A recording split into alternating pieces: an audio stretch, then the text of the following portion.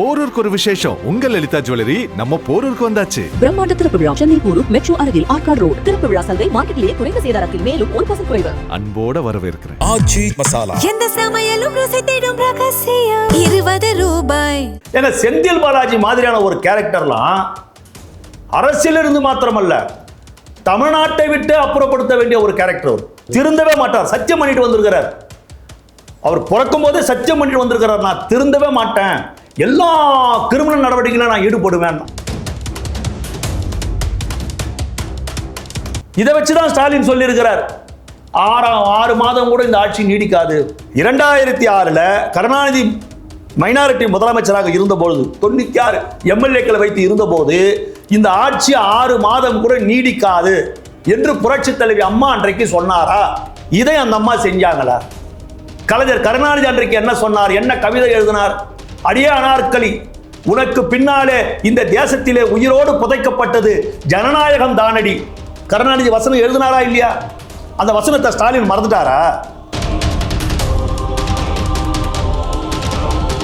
திமுக உருப்படாது.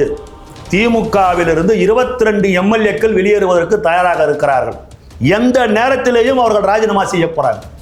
நீங்க பாருங்க, 22 எம்எல்ஏ வெளியே வர போறாங்க. 9:15 மணிக்கெல்லாம் 9:30 மணிக்குள்ள கோட்டைக்குள்ள வராருங்க. துறை செயலாளர்கள் ஆடி போயிருக்கிறாங்க. இதுவரையில எந்த முதலமைச்சரும் இவ்வளவு ஸ்பீடா கோப்புகளில் கையெழுத்திட்டது கிடையாது. துறை செயலாளர்கள் சொல்றாங்க, எந்த முதலமைச்சரும் கிடையாது. ஸ்டாலின் கூட 3 நாள் 4 நாள் எடுத்துக்குவார் கோப்புல கையெழுத்து போறதுக்கு. துறை செயலாளர்கள் சொல்றாங்க ஒரு 3 நாள் 4 நாளாவது ஸ்டாலின் கிட்ட அவங்க. ஏன்னா முதலமைச்சர்களே ஸ்டாலின் கொஞ்சம் ஸ்பீடா இருந்தாரு, அதுவே 3 நாள் 4 நாள் ஆகும். ஆனால் அது கூட கிடையாது இவர்கிட்ட. யாருக்கிட்ட? தளபதி கிட்ட. துறை செயலாளர்கள் சொல்றாங்க இவரை மாதிரி ஒரு முதலமைச்சர் கிடையாதுங்க. இங்கேயே இருக்கிறாரு, இங்கேயே சாப்பிட்றாரு, ஈவினிங் தான் போறாரு, எல்லா பிரச்சனையும் காது கொடுத்து கேட்கிறாரு, அத்தனை பேரையும் சந்திக்கிறாரு, கையெழுத்து கோப்புகள்ல உடனுக்குடன் கையெழுத்து போடுகிறார். கோப்புகள் தேங்கவே இல்லை.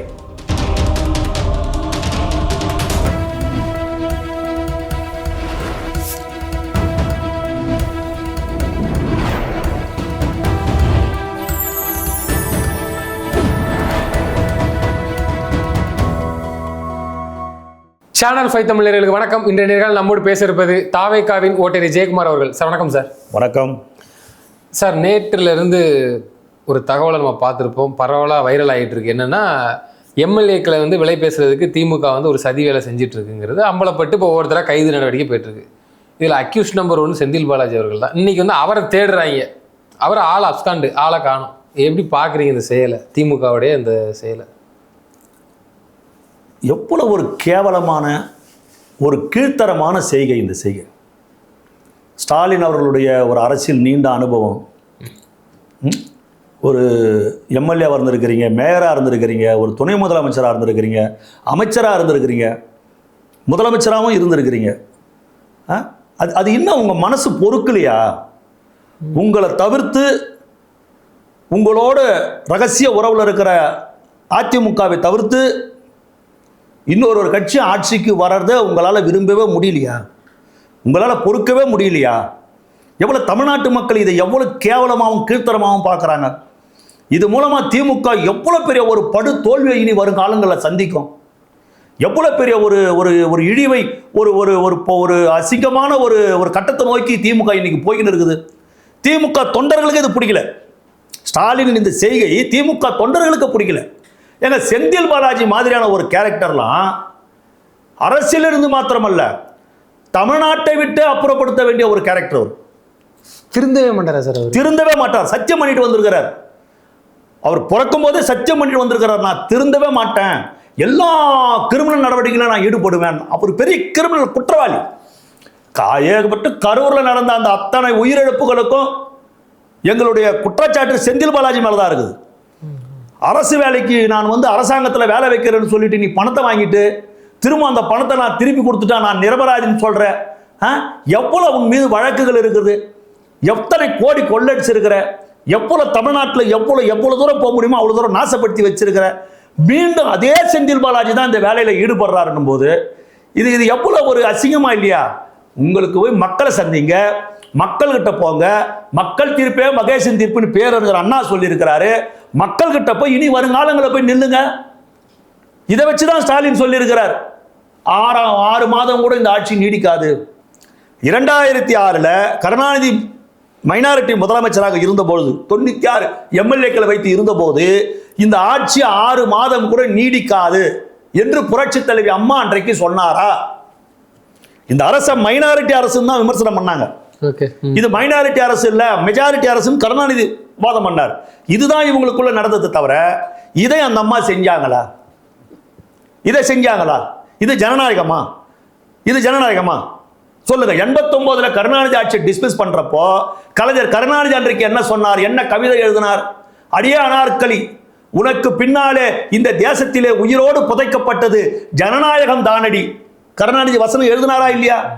அந்த வசனத்தை ஸ்டாலின் மறந்துட்டாரா? சொல்லுங்க. இப்ப ஜனநாயகத்தை குழி தோண்டி புதைக்கிற வேலை தானே இது. மக்கள் தீர்ப்பை காலில போட்டு மிதிக்கிற வேலை தானே இது. எவ்வளவு பெரிய அவமான ஒரு அசிங்கம்.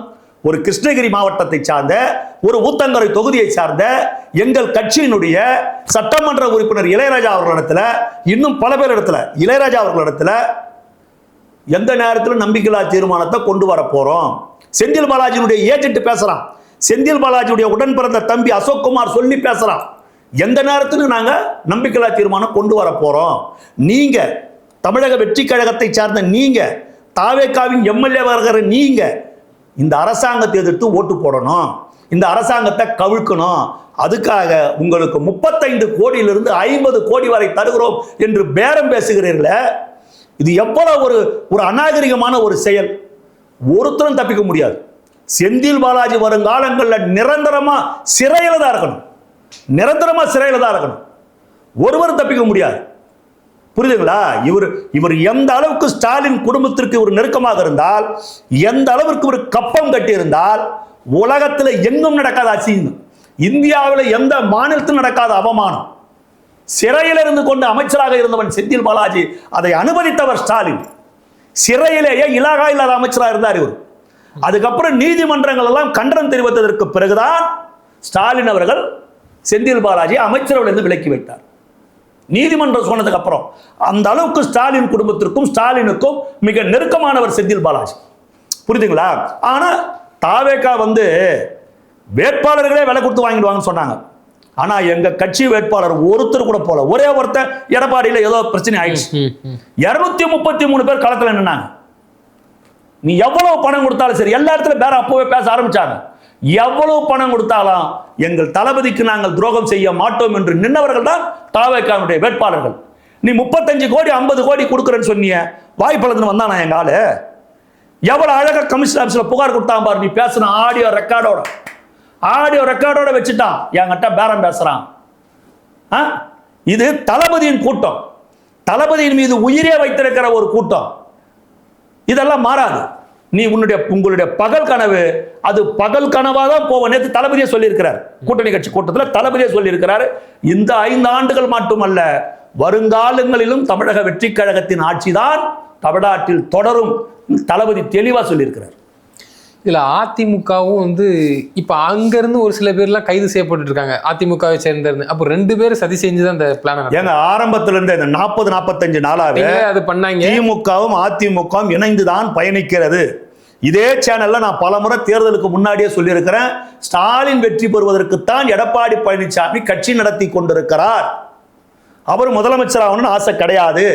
ஸ்டாலின் வெற்றி பெற வேண்டும், ஸ்டாலின் முதலமைச்சராக இருக்க வேண்டும், நாம எந்த பிரச்சனையும் இல்லாம இருக்கணும்னு எடப்பாடி பழனிசாமி விரும்புகிறார். அப்படி இல்லை என்று சொன்னால் கடந்த 5 ஆண்டுகள் திமுக ஆட்சியில் எடப்பாடி பழனிசாமி மீது எந்த நடவடிக்கையும் ஏன் ஸ்டாலின் எடுக்கவில்லை? கொடைநாடு கொலை வழக்கு, கொடைநாடு கொள்ளை வழக்கு, இதை அத்தனையும் 5 ஆண்டுகள் இதற்காக திமுக ஆட்சியில ஸ்டாலின் தூக்கி குப்பையிலே போட்டு விட்டார். இந்த வழக்கை திமுக கருணாநிதி ஆட்சியிலே ஜெயலலிதா அம்மையாருக்கு தொல்லை கொடுத்தார். புரட்சித் தலைவர் எம்ஜிஆரை சட்டமன்றத்தில் செருப்பி வீசி அடித்தார். 48,000 அதிமுக தொண்டர்கள் மீது வழக்குகள் போடப்பட்டது. பல அதிமுக தொண்டர்கள் படுகொலை செய்யப்பட்டார்கள். சட்டமன்றத்தில் அம்மாவின் சேலையை பிடித்து இழுத்தார்கள். அதிமுக ஆட்சிக்கு வரும்போது அதை தான் இவங்க கலைஞரை பண்ணாங்க.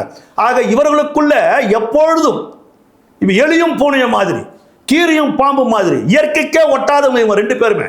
அப்படிதான் புரட்சித் தலைவர் எம்ஜிஆரும் புரட்சித் தலைவர் அம்மாவும் கருணாநிதியும் கருணாநிதி குடும்பத்தையும் தீய சக்தி என்று சொல்லி வைத்தார்கள். இன்றைக்கு அந்த தீய சக்தியோடு எடப்பாடி பழனிசாமி கைகோர்த்து செயல்பட்டு கொண்டிருக்கிறார். இது பொறுக்க முடியாத மானமுள்ள எம்ஜிஆர் தொண்டன், மானமுள்ள புரட்சி தலைவி அம்மாவின் தொண்டன். உயிரே போனாலும் கலைஞர் வாழ்க, உதயசூரியன் வாழ்க என்று எங்களால் சொல்ல முடியாது. அதை சொல்லுவதற்கு எடப்பாடி பழனிசாமி தயாராகிவிட்டார். அதுக்காக அத்தனை பேர் வெளியே வராங்க. புரியுதுங்களா? அன்னையிலிருந்து இவங்க 2 பேரும் கூட்டணி வச்சு எப்படியும் தளபதி தலைமையிலான இந்த ஆட்சியை அமைக்க விடக்கூடாதுன்னு முதல்ல முயற்சி பண்ணாங்க. இவங்க முயற்சித்தது உண்மை அப்படின்றத இந்திய யூனியன் முஸ்லிம் தலைவர் காதர் மொய்தீன், முதுபெரும் தலைவர், பல ஆண்டுகள் திமுகவோடு கூட்டணியில் இருந்தவர், அவரே மனசு விட்டு சொல்லியிருக்கிறார், முதல் நாள் என்னிடத்தில் பேசியது உண்மை, எடப்பாடி பழனிசாமியை முதலமைச்சராக வைக்கும் என்று ஸ்டாலின் என்னிடத்தில் பேசினார்.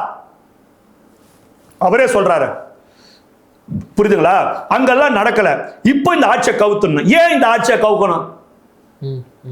100 யூனிட் மின்சாரமே பிரச்சனையா இருந்தது. 200 யூனிட் மின்சாரத்தை இன்றைக்கு தளபதி அவர்கள் வழங்கிவிட்டார். 717 டாஸ்மாக் கடைகளை மூடிட்டாரு. கடையை முன்னா எங்கன்னா சந்தில பொந்துல திறப்பாங்க, எங்கேயுமே திறக்கல. பெண்கள் பாதுகாப்புக்கு சிங்கப்பெண் அதிரடி படைன்னு ஒன்று உருவாக்கி வைத்திருக்கிறாரு. போதையில்லா தமிழகத்தை உருவாக்குன்னு சொல்லிட்டு இவரே மராத்தான்ல இறங்கி ஓடுறாரு. எண்ணற்ற விவசாயிகளுக்கும் அவர்களுக்கும் எண்ணற்ற திட்டங்களை இவர் அறிவிக்கிறாரு. அம்மா உணவகத்தெல்லாம் சீரமைக்கணும்னு உத்தரவு போட்டுக்கிறாரு. காலை உணவு திட்டத்தை 6ல இருந்து 8 வரைக்கும் விரிவுபடுத்தி இருக்கிறாரு. புரியுதுங்களா? இவர் ஒவ்வொரு நாளும் ஒரு விதமான சாதனைகளை இவர் செய்து கொண்டிருக்கிறாரு. எங்கேயும் லஞ்சம் கிடையாது, லாவண்யம் கிடையாது, எங்கேயும் ஊழல் கிடையாது. தாய்மார்கள் பேட்டி கொடுக்குறாங்க. தாய்மார்கள் கொடுக்குற பேட்டியில சொல்றாங்க, நாங்க தாசில்தார் ஆபீஸுக்கு முதல்ல போனா ஒரு ஜாதி சர்டிஃபிகேட் வாங்குறதுக்கு 1000 ரூபாய் 1500 ரூபாய் லஞ்சம் கொடுக்கணும். ஆனா இப்போ போய் நாங்க ஒரு ஜாதி சர்டிஃபிகேட் வாங்குறோம், ஒரு நையா பைசா கூட எங்க கிட்ட லஞ்சம் கேட்கல. என் பொண்ணுக்கு வாங்குறப்போ லஞ்சம் கேட்டாங்க, என் பிள்ளைக்கு போய் வாங்குறேன் லஞ்சம் கேட்கல. அந்த அம்மா ஒரு பதிவு போடுறாங்க. ஒரு அம்மா பத்திரப்பதிவு அலுவலகத்திலிருந்து ஒரு அம்மா பேசுறாங்க, நாங்க எப்பவுமே நாங்க நேம் டிரான்ஸ்ஃபர் பண்ணணும், பட்டா நேம் டிரான்ஸ்ஃபர் பண்ணணும், தாசில்தார் ஆபீஸ்ல பண்ணணும், 4000 ரூபாய் 4500 ரூபாய் எங்களுக்கு செலவாகும். முதல் முறை இந்த ஆட்சியில் அப்படிதான் நாங்க செலவு பண்ணோம். இந்த முறை நாங்க பத்திரப்பதிவு அலுவலகத்துக்கு நாங்க போய் ஒரு 5000 ரூபாய் கையில் எடுத்துக்கினே போனேன். எப்படி இவனுங்க கேட்பானுங்க, இவனுங்களுக்கு மொய் ஆதரவு பார்த்தா, அம்மா அந்த இடத்துக்கே இடம் இல்லம்மா, அந்த பேச்சுக்கே இடம் கிடையாதுமா, இது தளபதியின் ஆட்சியுமா, கையெழுத்து போடுறான். ஒரு நையா பைசா வாங்கல. ஆர்டிஓ ஆஃபீஸ்ல காசு கிடையாது, ஆட்சி அலுவலகத்தில் பணம் கிடையாது. இதை விட உங்களுக்கு இன்னும் சொல்லணும்னா, இதை விட இன்னும் விளக்கமா சொல்லணும்னா, தனியார் பள்ளிகளின் கூட்டமைப்பு, அந்த கூட்டமைப்பை சார்ந்தவர்களே பேட்டி கொடுத்திருக்கிறார்கள். அந்த கூட்டமைப்பை சார்ந்தவர்களே அறிக்கை கொடுத்திருக்கிறார்கள். கடந்த திமுக ஆட்சியில தனியார் பள்ளிகளுக்கு அனுமதி வாங்க வேண்டும் என்று சொன்னால் ஒரு பள்ளிக்கூடத்துக்கு 25 லட்சம் ரூபாயை நாங்கள் லஞ்சமாக கொடுத்தோம். அதை வாங்குவதற்காக 3 இடங்களிலே திமுகவை சார்ந்த பள்ளிக்கல்வித்துறை அமைச்சருக்கு வேண்டப்பட்ட நண்பர்கள் 3 இடங்களில் அலுவலகம் வைத்து செயல்பட்டார்கள். ஒரு அலுவலகம் பள்ளிக்கல்வித்துறை அலுவலகத்திலே இருந்தது, இன்னொரு அலுவலகம் டிபி ஆபீஸ் மாடியில் இருந்தது, இன்னொரு அலுவலகம் குளோபல் 360 ஒரு இடத்துல இருந்தது. இந்த 3 இடத்துல போனோம். அப்படி பணம் கொடுக்க போகும்போது செல்போன் உள்ளிட்ட அத்தனையும் உங்க பிடிங்கி வச்சுக்குவாங்க. வெறும் பையில பணத்தை மட்டும் தான் உள்ள கொண்டு போனோம். கொண்டு போனா பணத்தை வாங்கிக்குவாங்க, உடனே வேலை நடக்கும்.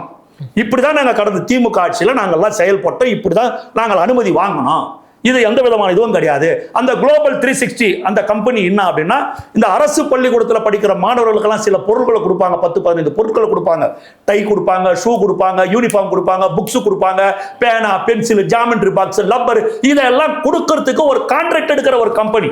அதை கூட வெளியே அவனுக்கும் கொடுக்கல, அதை கூட இவனுங்களே கொடுக்குறானுங்க. இவனுங்களே டெண்டர் எடுத்து இவனுங்களே கொடுக்குறானுங்க திமுக ஆட்சியில. அதே இந்த தனியார் பள்ளிகள் 25 லட்சம் கட்டிட்டு வெளியே வந்தவொடனே, அம்மா உங்க ஸ்கூலுக்கு தேவையான யூனிஃபார்மு, பசங்களுக்கு தேவையான பொருள் எல்லாம், பேக், அது இதெல்லாம் நீங்க இங்கே வாங்கிக்கணும். இங்கே எங்க கிட்டே அதுக்கும் நாங்கள் கடை விரிச்சு வச்சிருக்கிறோம். நீங்க எங்கே வெளியே அலையத்தாடும். A to Z கடை பேரு A to Z. கேளுங்கள் கொடுக்கப்படும், தட்டுங்கள் திறக்கப்படும், A to Zன்னு வச்சிருக்கிறான். ஆனால் சொல்லி முடிச்சிடுறான். ஆனா ராஜ்மோகன் பள்ளிக்கல்வித்துறை அமைச்சர் 1000 பள்ளிகளுக்கு அனுமதி கேட்டு, தனியார் பள்ளிகளுக்கு அனுமதி கேட்டு அவர்கிட்ட வருது. அப்பதான் இந்த விவகாரம் வெளியே வருது. ராஜ்மோகன் ஒரு நையா பைசா கூட வாங்காம 1000 பள்ளிகளுக்கும் அனுமதி கொடுக்குறாரு. ஒரு பள்ளிக்கூடத்துக்கு 25 லட்சம் ரூபாய் வாங்கினா 1000 பள்ளிக்கூடத்துக்கு 250 கோடி. 25 லட்சம்லாம் வேணாமா, அது போன கவர்மெண்ட்ல வாங்கினானுங்க. ஒரு 10 லட்சம் ரூபாய் மட்டும் கொடுங்க அப்படின்னு எங்கள் ராஜ்மோகன் கேட்டிருந்தால் 100 கோடி. ஒரு 10-20 தலைமுறை ராஜ்மோகன் தலைமுறை உட்காந்து சாப்பிடும். 100 கோடி ரூபாய். ஒரு சாதாரண மனிதங்க, ஒரு சாதாரண ஒரு ஏழ்மையான ஒரு ஏழை குடும்பத்தில் இருக்கிற ஒரு தாய்க்கும் தந்தைக்கும் மகனாக பிறந்தவன் தான் ராஜ்மோகன். ஒரு சாதாரண ஏழ்மையான குடும்பத்தில் பிறந்த மனிதர் தான் ராஜ்பவன். நானே ஆச்சரியப்பட்டு போகிறேன், எப்படி ஒரு கையெழுத்துக்கு இவ்வளோ பணங்க, சிங்கிள் டீ வாங்கி குடிக்கலங்க. பள்ளிக்கல்வித்துறை கூட்டமைப்பு சொல்கிறாங்க 1 நையா பைசா வாங்கலைங்க, கையெழுத்து போட்டு சாதாரணமாக கொடுத்துட்டாரு. ஒரே ஒரு வேண்டுகோள் தான் ராஜ்பவன் வைக்கிறார், எனக்கு காசு பணம் தேவை கிடையாது, ஆனால் ஸ்கூல் ஃபீஸை கம்மி பண்ணுங்க. ஏழை விட்டு பிள்ளைகள்லாம் கூட தனியார் பள்ளிகள் நோக்கி வராங்க, ஃபீஸை கம்மி பண்ணுங்க. இவங்க எதுக்காக ஃபீஸ் அதிகமாக வாங்கினாங்க? இந்த மாதிரி லஞ்சம் கொடுக்க வேண்டியது தான் வாங்கினாங்க. இப்போ லஞ்சம் கொடுக்க வேண்டியதில்லை, ஃபீஸை கம்மி பண்ணுங்க. இந்த ஒரு வேண்டுகோளை மட்டும் வைத்திருப்பதாக பத்திரிகைகளிலே செய்தியை படிக்கிறோம். இந்த அளவுக்கு ஒரு நேர்மையான ஒரு நல்ல ஆட்சி தளபதி விஜய் தலைமையில் இருக்கிற ஆட்சி இன்றைக்கு செயல்பட்டு கொண்டிருக்கிறது. சார், இப்போ நீங்கள் வந்து அரசியலில் நெடுங்காலமாக இருக்கிறீங்க. முன்னாள் முதல்வர் கருணாநிதி அவர்கள் இருந்திருந்தா கூட இந்த மாதிரி செயலை செஞ்சிருப்பாங்க நீங்கள் நினைக்கிறீங்களா? இல்லை இந்த மாதிரி செஞ்சு விட்டாங்க, இனிமே அந்த கட்சி ரொம்ப கேவலமாக போயிட்ட சார். திமுக ஒரு கட்சியை விட்டு ஒரு எம்எல்ஏக்கள் வெளியே வருவாங்க, ராஜன் இதெல்லாம் பண்ணுவாங்க. இந்த மாதிரி எம்எல்ஏக்களை வேலை பேசி ஆட்சியை கவிழ்க்கிறது அளவுக்கு நான் உண்மையிலே கேள்விப்படல. தமிழ்நாட்டில் தான் நடக்குது, இதெல்லாம் ஃபர்ஸ்ட் டைம். இவங்க அந்த அளவுக்கு முயற்சி பண்ணாங்க, மாட்டிக்கினாங்க. இனிமே இந்த கட்சி உருப்படுமா சார் திமுக? ஏன்னா எல்லாரும் காரி துப்ப ஆரம்பிச்சிட்டாங்க. திமுக உருப்படாது. திமுகவிலிருந்து 22 எம்எல்ஏக்கள் வெளியேறுவதற்கு தயாராக இருக்கிறார்கள். 22 எம்எல்ஏக்கள் எந்த நேரத்திலேயும் அவர்கள் ராஜினாமா செய்ய போறாங்க. நீங்க பாருங்க, 22 எம்எல்ஏ வெளியே வர போறாங்க. இனி இந்த கட்சி உருப்படாது. இந்த கட்சியில் இருந்தால் நம்ம மக்கள் பணியை செய்ய முடியாது. இவங்க ரொம்ப மோசமா போயிட்டாங்க. 22 எம்எல்ஏ வெளியே வர்றதுக்கு தயாரா இருக்கிறாங்க. ஆல்ரெடி திமுகவில் ரொம்ப நொந்து நூலாய் போயிருக்கிறாங்க கனிமொழி. எந்த நேரத்தில் கலைஞர் திமுக உருவாகன்ற பேச்சு இருக்குது, எந்த நேரத்தில். ஏன்னா திமுகன்ற ஒரு கட்சி கருணாநிதியின் குடும்ப கட்சியா இருந்த கட்சி கருணாநிதியின் குடும்பத்துக்கிட்ட இருந்து ஸ்டாலின் குடும்பத்து கைக்கு போயிடுச்சு. இப்ப ஸ்டாலின் குடும்பத்துக்கிட்ட தான் அந்த கட்சி இருக்குது. ஏன்னா கருணாநிதி குடும்பம் பார்த்தா அழகிரி வரணும், கனிமொழி வரணும், முக தமிழரசு வரணும், முகாமுத்து குடும்பமும் வரணும். சரிங்களா? இதெல்லாம் தான் கருணாநிதி குடும்பம். இன்னும் தயாநிதி அவங்க இவங்கெல்லாம் சேர்ந்துக்குவாங்க. இப்போ ஸ்டாலின் குடும்பம்ங்கிற போது சபரிசன், ஸ்டாலின், துர்கா ஸ்டாலின், உதயநிதி, செந்தாமரை, உதயநிதி மனைவி, அப்புறம் அவருடைய புள்ள இன்பநிதி, இப்படி வந்துடுச்சு கட்சி. இப்போ கருணாநிதி குடும்பத்துக்கிட்ட ஸ்டாலின் குடும்பத்து கைக்கு போயிடுச்சு. இதை கனிமொழி ரசிக்கவில்லை.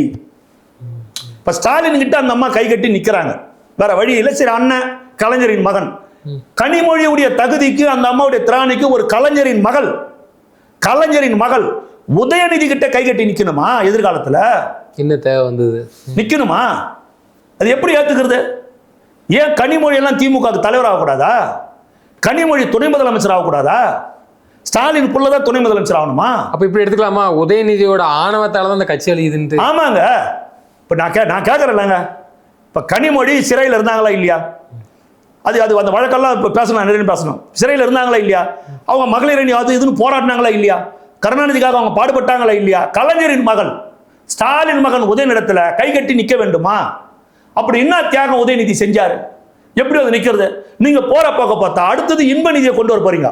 அப்ப இன்பநிதி கிட்ட கனிமொழி கை கட்டி நிற்கணுமா? கனிமொழியின் மகன் இன்பநிதி கிட்ட நிற்கணுமா? கலைஞரின் பேரன் தான் கனிமொழி மகன், கலைஞரின் பேரன் ஸ்டாலின் பேரன் கிட்ட கை கட்டி நிக்கணுமா? இந்த கேள்வி அங்க வருது. இந்த கேள்வி அங்க வருவேன். எந்த நேரத்திலும் எழுதி வைங்க, எந்த நேரத்திலும் கலைஞர் திமுக கனிமொழி தலைமையில் உருவாகும் 22 திமுக எம்எல்ஏக்கள் ராஜினாமா செய்வதற்கு தயாராக இருக்கிறார்கள். அனிதா ராதாகிருஷ்ணன் உட்பட. அனிதா ராதாகிருஷ்ணன் கூட கனிமொழி கூட போறாரு, தயாரா இருக்கிறாங்க. சட்டசபை வந்து வரக்கூடிய கூட்டத்தொடர் கூட எப்போ வேணாலும் தொடங்கலாம், அப்படிதான் இருக்குது. யாருக்குன்னே திரு உதயநிதி அவர்கள் வந்து பேச முடியாம வெளிநடப்பு செய்யறாரு. இப்போ இவ்வளோ அக்கப்போர் நடந்து போச்சு. உதயநிதி வந்து துபாயில இருக்கிறாரு, துபாயில இருந்து கட்சி நடத்தினுக்கிறாரு. துபாய்க்கா? ஆமா. அவர் ஏன் துபாய்க்கு போறாரு நீங்க தான் கேட்கணும். இப்போ கூட துபாயில இருந்தா கட்சி நடத்தினுக்கிறாரு. ஆனா ஒன்றும் துபாயில தாங்க இருப்பார் அவரு. அவர் துபாயில் தான் இருப்பார். கரூர் சம்பவம் நடக்கிறப்ப கூட துபாயில இருந்தால் ஃப்ளைட்டில் வந்துட்டு உடனே அங்கே ஸ்பாட்டில் வந்துட்டு ஒரு அரை மணி நேரம் 1 மணி நேரத்தில் ஃப்ளைட் அப்படியே நிற்க வச்சுட்டு பார்க்கிங் பண்ணிட்டு அதே ஃப்ளைட்டில் ஏறி துபாய் போயிட்டார். இப்போ இந்த சம்பவம் நடந்ததுக்கப்புறம் துபாய் போயிட்டார். துபாயில் தாங்க இருப்பார் அவர், துபாயில் தாங்க இருக்கிறார். இப்போ அவர் துபாயில் தான் வேலை பார்ப்பார். அவர் ஏன் துபாய்க்கு போறாரு, எதுக்காக துபாயில் தங்குறாருன்னு நீங்கள் தான் கேட்கணும். இவர் வந்து உதயநிதி வந்து எங்களை பற்றி பேசுறாரு, எங்கள் தலைவரை பற்றி விமர்சிக்கிறாருன்னா நாடு சிரிக்குதுங்க, நாட்டு மக்கள் சிரிக்கிறாங்க. 9:15 மணிக்கெல்லாம் வந்து 9:30 மணிக்குள்ள கோட்டைக்குள்ள வராருங்க. 4:30க்கு மேல பப்ளிக் எதிர்பார்க்கறாங்க வெளியே வருவார். 4:30, 5, 5:30, ஒரு நாள் 6:30, 7 கூட போறாரு. எந்த நேரமும் துறை செயலாளர்கள்லாம் ஆடி போயிருக்கிறாங்க. இதுவரையில எந்த முதலமைச்சரும் இவ்வளவு ஸ்பீடா கோப்புகளில் கையெழுத்திட்டது கிடையாது.